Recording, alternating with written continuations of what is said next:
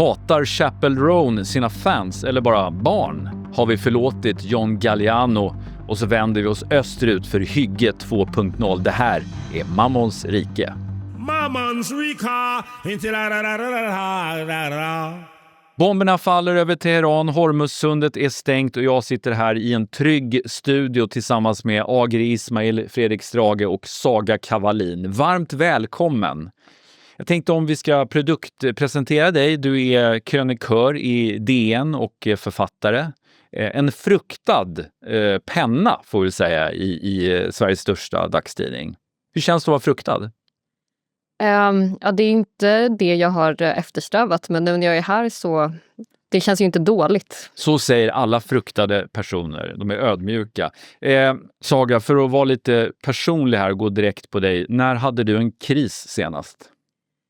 Ja, men det var väl någon typ av mikrokris som jag hade förra veckan när jag befann mig i Hamburg för att se en konsert.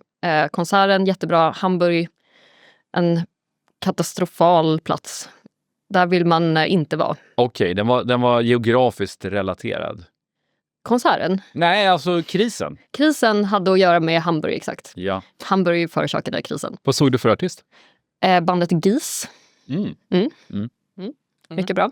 Men jag undrar lite, dina kriser som du kanske har och har haft, är de renodlat existentiella, är de ekonomiska eller relationella eller faller de allihopa de här kriserna? Jag tycker det är lite presumptuous att bara utgå ifrån att jag krisar så mycket. Men det är väldigt svårt att separera en kris från en annan. Det var inte meningen att vara fördomsfull. Jag tänker att vi alla krisar, vill jag bara gömma mig bakom. Men det är lite ute efter, som jag fikar efter här, det är det här med omnikris. Det är nämligen något som det pratas om ganska mycket i dessa dagar. Oljepris, det är inflation, det är gängvåld. Är allt det här en omnikris, Agri? Ja, alltså uttrycket omnikris är Hartonegris från Empire, så 2000, lite tidigare än det vi idag. De menade att imperier för att behålla status quo är beroende av att det ständigt finns små kriser. Så de skapade de här omnikriserna? Det är ju att vara lite konspiratorisk. De behöver inte vara skapade, men det gynnar the powers that be. För att rädda människor är lätt att kontrollera. Ja, och att liksom ingen pallar göra revolt när det är kris. När det finns boräntor att tänka på. Mammons rika. Ja, vi har ju tidigare här i Mammons rike diskuterat vår relation som konsumenter till det stora landet i väster. Och nu är frågan då, har vi bytt ut Coca-Colan mot Trocadero, iPhonen mot Samsung och lämnat X för Blue Sky?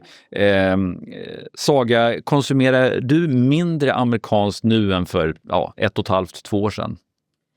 Ja, tack för att du frågar, för jag har ju faktiskt skrivit en krönika i just DN om att jag slutat titta på amerikansk film. Du antyder att jag är dåligt påläst. Nej. Det är helt okej. Det är helt okej.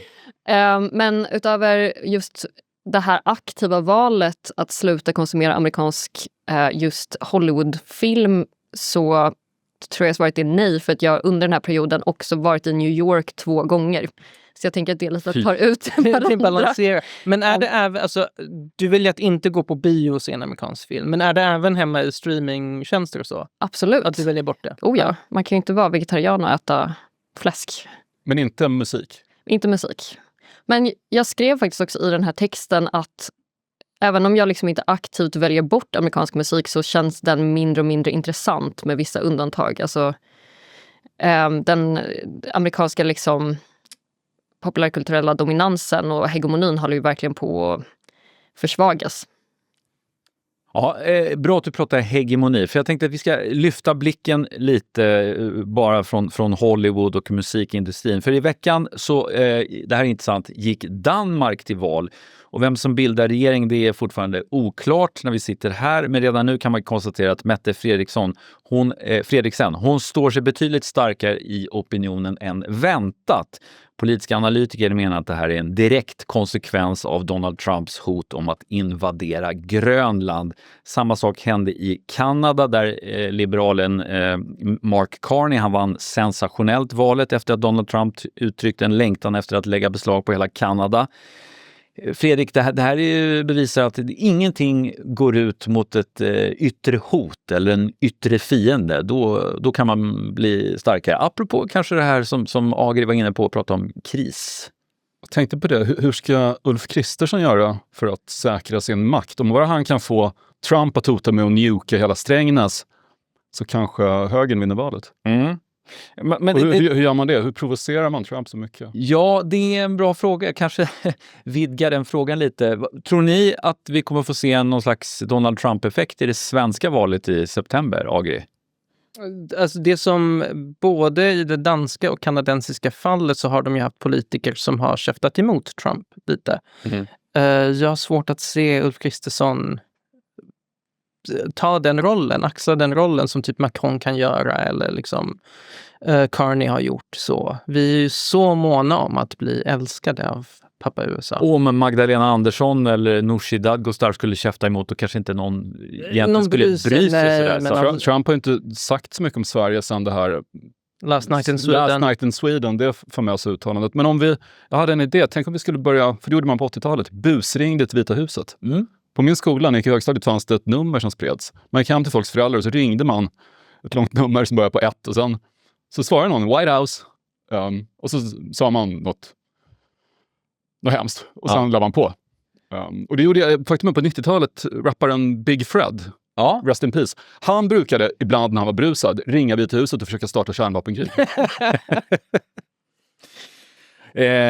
Saga pratar om hegemoni, den amerikanska hegemonin, och jag tänker att om nu den är på tillbakagång så bildas någon form av vakuum. Det är fritt fram för andra ekonomiska och kulturella supermakter att flytta fram sina positioner. Och det är väl knappast en slump att USAs bombningar av Iran sammanfaller med TikTok-trenden China Maxing.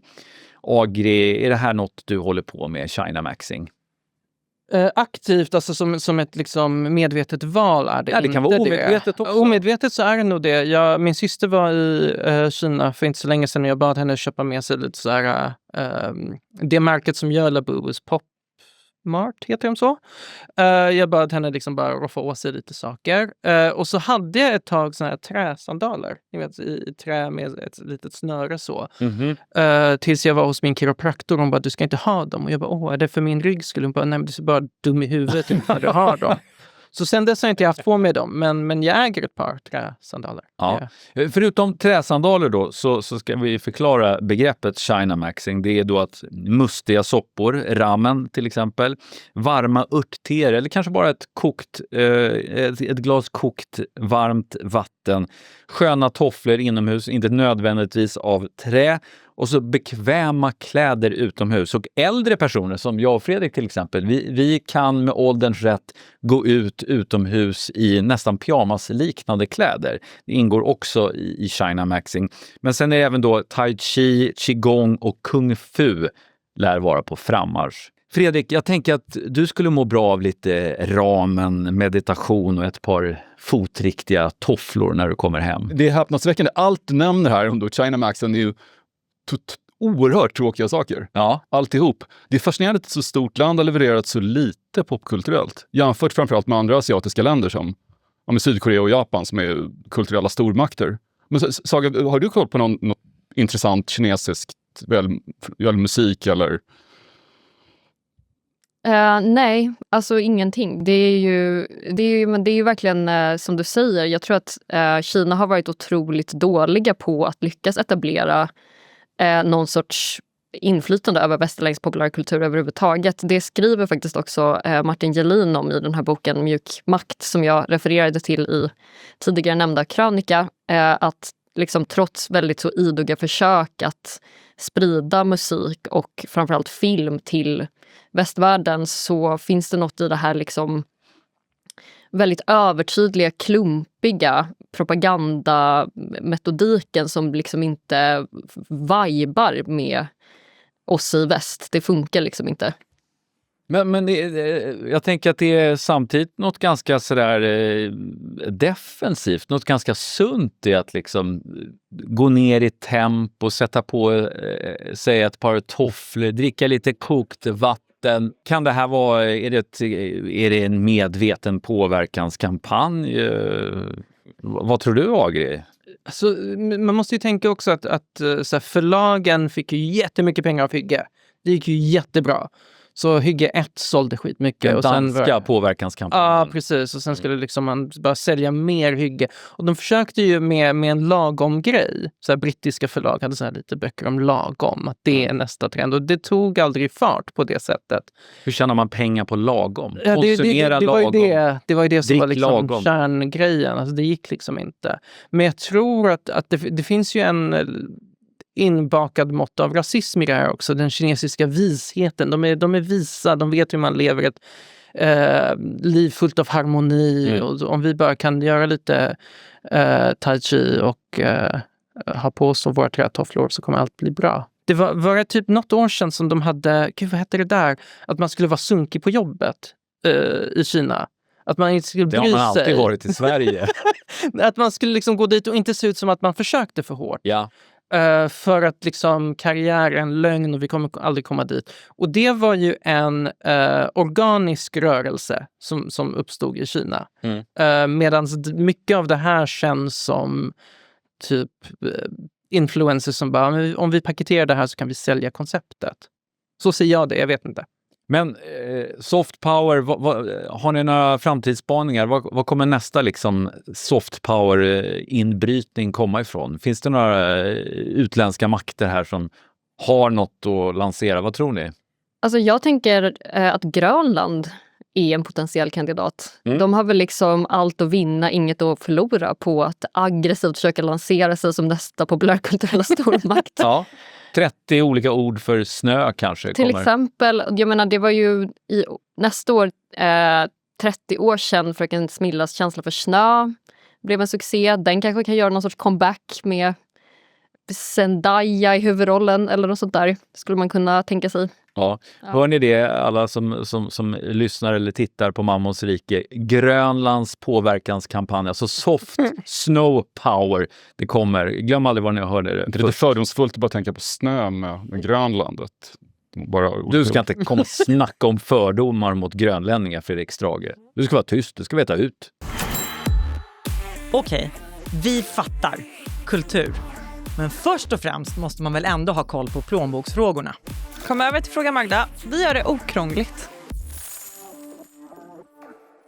Mammons rika. Nu vänder vi blickarna mot veckans stora följetong. Nej, jag menar inte USA mot Iran. Jag pratar naturligtvis om Roan versus Jorginho. Fredrik, jag tänker att du ska få förklara här. Vad är det egentligen som har hänt? Artisten Chappell Roan tycker inte om att bli fotad eller att bli påhoppad av fans. Hon lider dels av hon hävdar att hon är bipolär och hon har även djup oro som hon medicinerar mot. Hon blir nervös på röda mattan när fotografer tränger sig på. Och någon 11-åring gick fram och stirrade på henne. Till bakgrunden hör då att det här 11-åriga fanet som Fredrik pratar om, hon har alltså varit på en restaurang med sin bonuspappa Jorginho som då är gammal fotbollsspelare, och barnet har gått förbi Chappell Roans bord utan att säga någonting men glott lite väl mycket, kommer tillbaka till sitt eget bord glad över att ha sett sin stora idol, och då kommer alltså en av Chappell Roans livvakter upp och skäller ut den 11-åriga flickan för att hon trakasserat stjärnan. Och det här stackars barnet har då börjat gråta. Och Roan, hon har ju då efter det här debaclet bett om ursäkt, men passade samtidigt på att kasta vakten under bussen genom att säga att det inte var hennes personliga livvakt utan att det visade sig vara hotellets, men det stämde ju inte. Saga, jag tänker att vi måste backa bandet här. Vi som är lite medelålders och dåligt pålästa. Vem är egentligen Chappell Roan som artist? Men Chappell Roan är ju en av faktiskt just nu vår tids största popstjärnor. Hon slog igenom 2024 efter att ha varit en ganska hon började göra musik och släppa musik 2020 ungefär. Men det var 2024 som hon fick sitt enorma genombrott med plattan The Rise and Fall of a Midwest Princess, men framförallt låten Good Luck Babe som faktiskt inte är med på den skivan utan var en singel.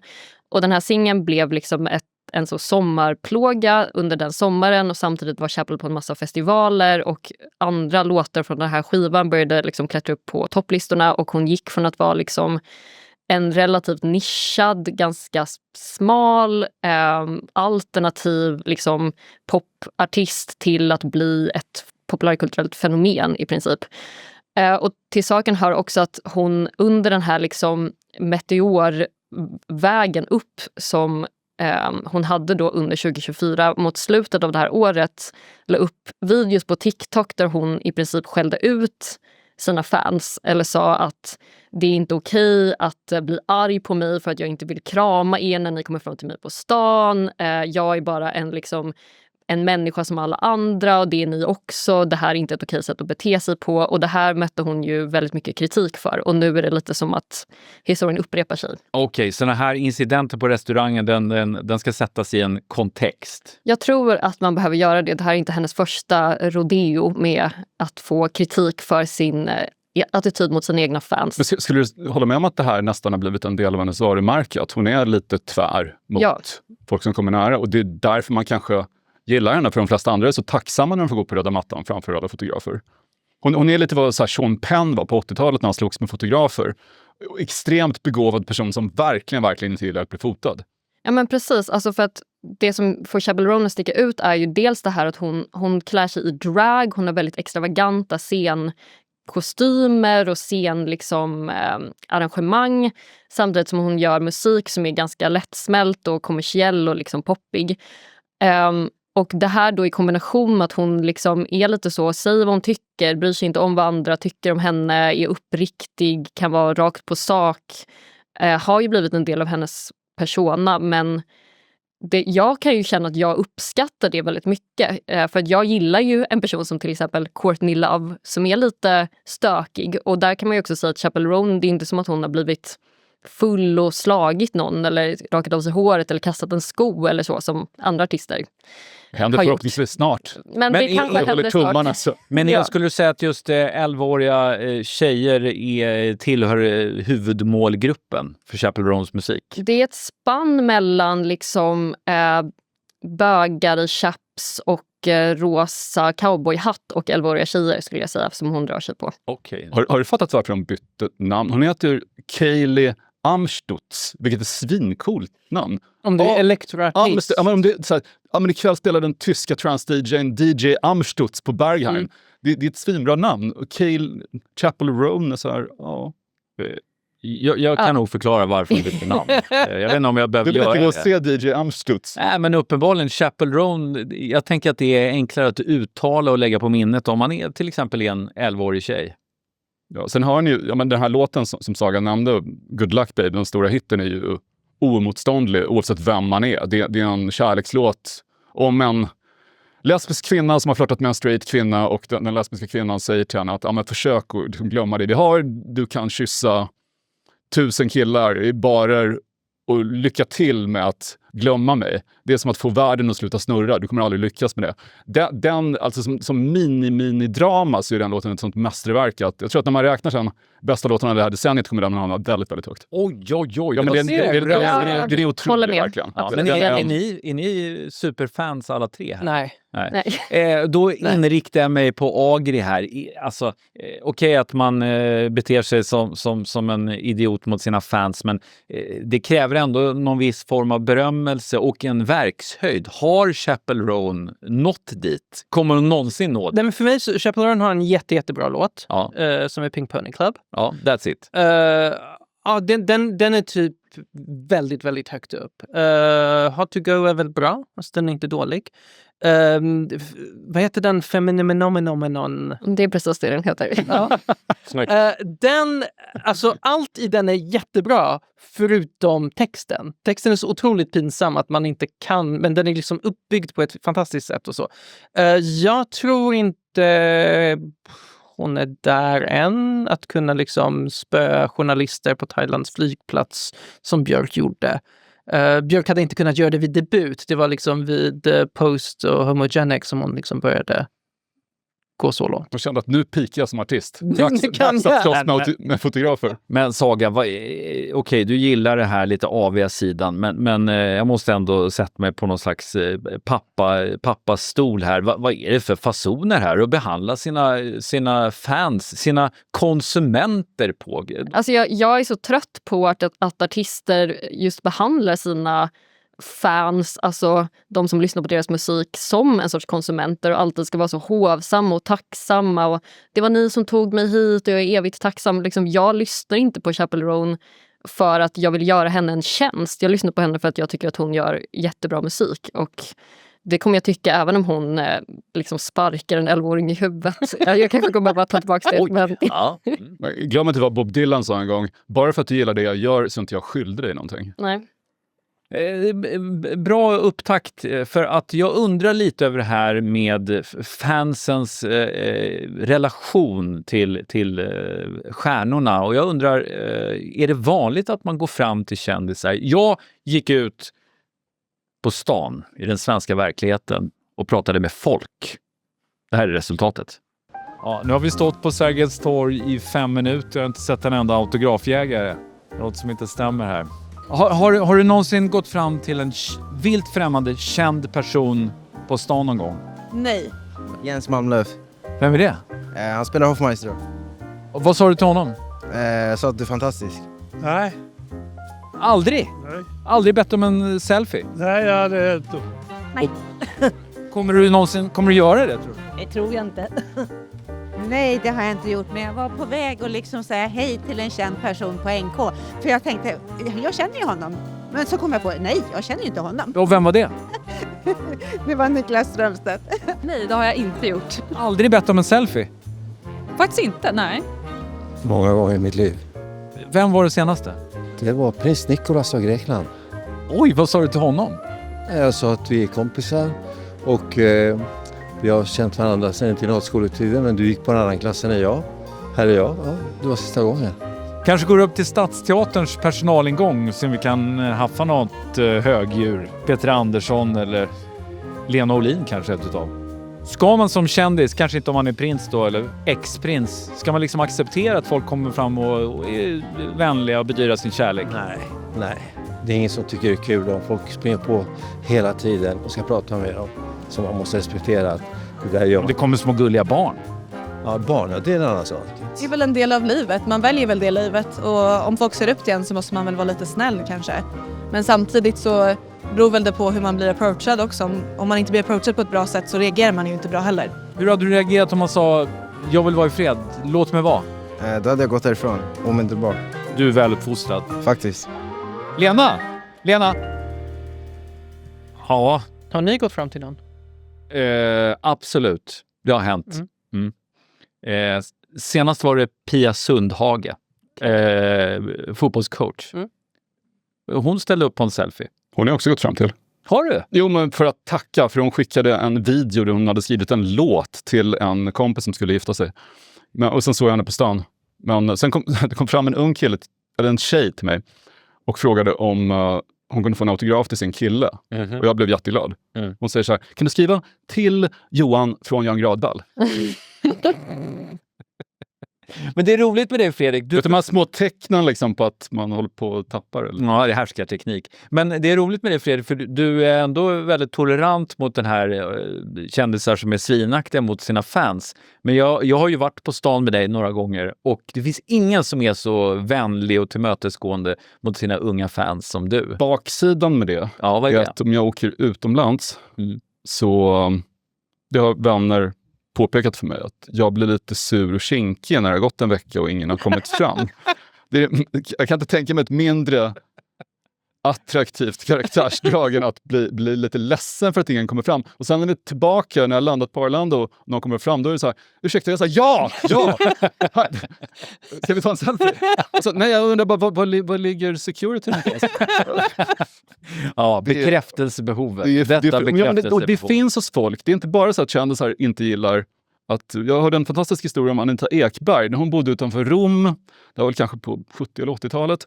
Hon satt där i sin stora villa och så saknade hon lite den här bekräftelsen, så hon åkte in till Rom. Hon ställer sig vid Fontana di Trevi. Och till slut så är det turister där som, men titta, det är Anita Ekberg som är här. Så, ursäkta, så skulle vi möjligtvis kunna få ta en bild av dig här vid fontänen och allt. Ja, för all del, säger hon. Och så står hon där ett tag, skriver lite autografer och blir fotad och sen åker hon hem till sin villa. Hon har tankat där. Hon sköt ju också en paparazzo med pilbåge. Det gjorde hon också, ja. Så det beror på vilket humör man är just där och då. Häromdagen så satte modeeliten morgonkaffet i halsen och fimpade ciggen, för John Galliano är tillbaka. Diors förre chefsdesigner och modevärldens okrönte kung, han trampade rejält i klaveret för 14 år sedan. Galliano, han filmades när han satt på en bar i Paris dyngrak och uttryckte sig grovt antisemitiskt. Han fick då sparken från Dior, hans egna modemärke, det avvecklades och han hamnade i kylan. Men sen kom då nyheten om att han inleder ett samarbete med Zara. Jag trodde att det här var en comeback, Agri, men du som kan allt om mode, Nej, men alltså han var ju chefdesigner på Margiela i massa år, och hans sista... Så Margiela var hans egentliga comeback? Ja, och hans sista haute couture-visning där 2 år sedan var, alltså jag har aldrig hört talas om en visning som är så hyllad världen över. Folk tappade ju det. Så det har ju, han har ju hållit på. Men det här är väl första gången hans namn, för jag antar att det kommer vara Zara X Galliano eller någonting så på så vis så är det ytterligare ett steg in i offentligheten igen, tror jag.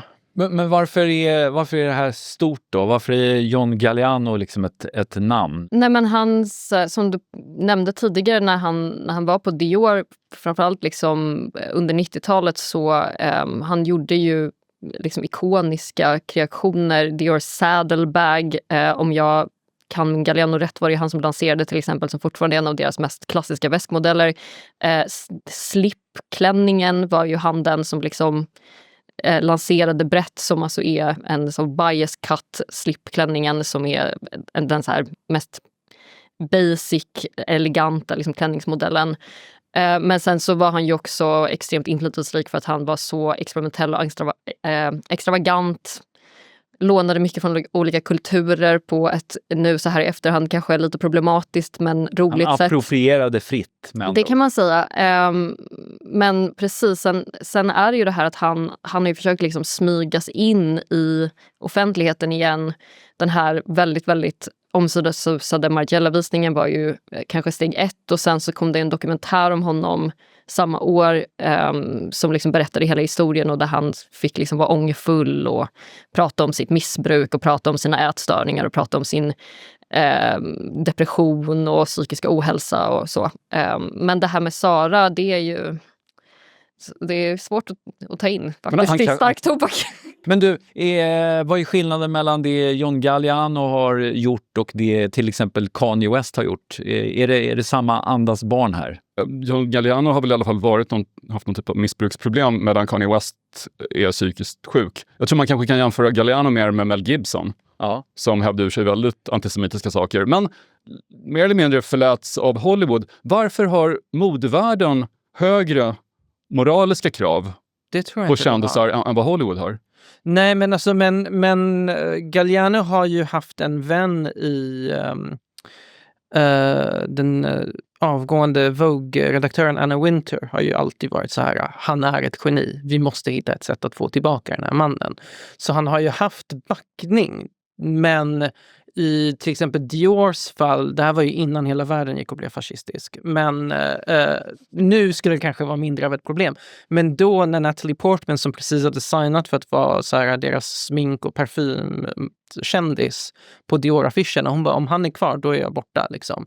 Så det var ju ett utöver det moraliska, så var ju det ett ekonomiskt beslut också. Men jag kan tänka att ett sätt som Galliano och Kanyes fall påminner om varandra är att det känns som att båda ägnar sig åt en typ av självsabotage på grund av en extrem trötthet och uppgivenhet med det liksom yrket kräver. Galliano i den här dokumentären då så skildrar den ju hur han var under så fruktansvärt hög press, och när hans nära vän och kollega Alexander McQueen begick självmord så finns intervjuer där han pratar om att han hade tänkt att göra samma sak, eller att han verkligen förstod McQueens beslut för att de var under så fruktansvärt hög press. Liksom. Det är synd om modeskaparna. Det är väl inte mer eller mindre synd om någon annan. Keep watching the kingdom of Mammon. Keep watching the kingdom of Mammon. Hörrni, förra veckan då pratade vi om Liberalerna tillsammans med Henrik Torehammar här i Mammons rike. Ett väldigt bra avsnitt om jag får säga det själv. Så lyssna gärna eller titta på det också i efterhand. Det kan man nämligen göra. Men då sa vi att det skulle bli intressant att se hur väljarna svarade på kramen. Alltså överenskommelsen mellan Liberalerna och Sverigedemokraterna. Och nu har vi fått svaret. Eller rättare sagt svaren. För i den första väljarbarometern från Demoskop efter Liberalernas utspel så landar partiet på otroliga 4,5%. En ökning med hela 2% sedan i februari. En ökning alltså med 125% på en månad. Kul för Simona Mohamsson. Men några timmar senare då kom Ipsos väljarbarometer som sa att partiet inte alls hade rört sig utan låg kvar på strax under 2%. Fredrik, jag säger som Thomas Di Leva, vem ska jag tro på här? Det är väl ganska uppenbart med tanke på att folk bara anmäler sig till Demoskop. Medan Ipsos... De har en undersökning, en vetenskaplig undersökning. De går till Sveriges Television och frågar. Men de får ett korrekt urval. Ungefär som du gör på Nybroplan. Ja, lite så. Eller så är det så att de faktiskt har över 4%. Det är bara att nu har folk sett den här videokonferensen och tycker så synd om dem att de faktiskt röstar. Alltså det är inte, det är inte helt orimligt. En orimlig... För jag menar, kramen kom väl till för att locka stödröster. Det är väl alla rörande överens om. Men vad tror ni, litar ni på opinionsinstitut? Följer ni resultaten från de här olika företagen? Jag tycker det är lite som att liksom spå i kaffesump eller uttyda stjärnorna eller horoskop. Alltså, jag tycker inte att det säger så mycket om hur valresultatet kommer att bli. Och... Nej, och det blir bevisligen svårare och svårare att sia om. Alltså differensen mellan opinionsundersökningarna och valresultaten blir ju bara större och större. Jag gick ju la mig vid Brexit när de gjorde den här exit poll och det visade sig att de kommer inte lämna EU. Så jag bara, men gött, gick och la mig och så vaknade nästa morgon och allt hade bara kollapsat liksom. Men det här är väl ändå ett nollsummespel. Om Liberalerna går uppåt så gör de det på något annat borgerligt partis bekostnad. Det är knappast sossarna som backar när Liberalerna går fram. Är det klassisk borgerlig kannibalism eller vad tror ni? Ja, det är det väl. Det är väl... Jag vet inte. Alltså, det finns ju mellan Centern och Liberalerna finns det väl utrymme. Men jag tror att de positionerna är rätt låsta nu. Det finns väl lite utrymme mellan KD och Liberalerna också? Ja, men där är utrymmet mycket lättare. För att då har man redan liksom kommit överens om det stora hela. Vad är det som skulle få en centerväljare idag att tänka, men Liberalerna har nog svaren på samhällets frågor. Jag vet inte. Hjärnblödning kanske? Shop och Sally. Bing, bing, bing, bing, bing, bing, bing, bing, bing. Ja, återstår att se om Liberalernas siffror är relevanta. Något som däremot alltid är relevant, det är att köpa och sälja. Och det ska vi göra nu. Jag tänker att Agri, du får börja. Blir det köp eller sälj? Jag ska köpa. Jag lyssnade på en skiva häromsistens som var skitbra. Och det är väldigt sällan det händer att jag lyssnar på någonting. Jag bara, det här är från början till slut varenda spår en banger. Det är en artist som heter Grace Ives och skivan heter Girlfriend. Och hon har spelat in 2 eller 3 skivor tidigare som är så här bedroom pop, plink plonk och rätt bra. Men nu har han tagit med sig producenten som gjorde Sky Ferreras album för massa år sedan. Och det låter jättebra och varenda låt är typ en banger. Får de 11-åriga flickor att gråta? Det är det viktiga. Ja, det hoppas jag. Okej. Ska jag Av lyssna? glädje eller av skräck? Ja, både. Vi köper Grace Ives Girlfriend. Saga, har du en köp- eller säljrekommendation den här veckan? Jag skulle vilja sälja. Ja, vad då? Jag skulle vilja sälja Caroline Bessette Kennedy. Okej. Varför? Men jag har haft henne nu liksom i min garderob i flera år. Och nu börjar hon kännas så jävla otrendig och pinsam. Så att nu måste hon ut därifrån. Okej. Säljer henne på Sellpy eller Grailed? Eller? Det får väl bli att jag kanske bara blir myrorna rakt av. Ja. Okej, henne säljer vi. Fredrik då? Jag hade tänkt köpa faktiskt fonder i veckan. Jaha. Och då såg jag att Aftonbladet hade tips från kändisar om vad man ska göra på börsen just nu. Ja. Och då tänkte jag, vad bra lite tips. Men jag vill bestämt sälja Aftonbladets val av börstipsare. Berätta, det står att kändisar skulle berätta hur ska du agera när det är kris, när det är omnikris på börsen. Och jag tänkte, okej, men vilka kändisar är med? Kanske Warren Buffett? Är det hon, Jane Wallerud? Är det någon sån? Det var Jocke Lundell och Samir Badran. Okej, that's it. Det var deras börspanel. Några till. Men som någon skrev i Aftonbladets kommentarfält, jag skulle hellre fråga min hund. Det är inte dumt att fråga sin hund om börstips. Okej, men du säljer du Aftonbladets börsbevakning alltså? Jag känner inte att jag riktigt har tillräcklig kompetens för att avfärda hela Aftonbladets börsbevakning. Jag säljer den artikeln i alla fall. Ja, vi säljer den artikeln. Stort tack för era köp- och säljrekommendationer. Sen jag vill köpa Sagas fantastiska...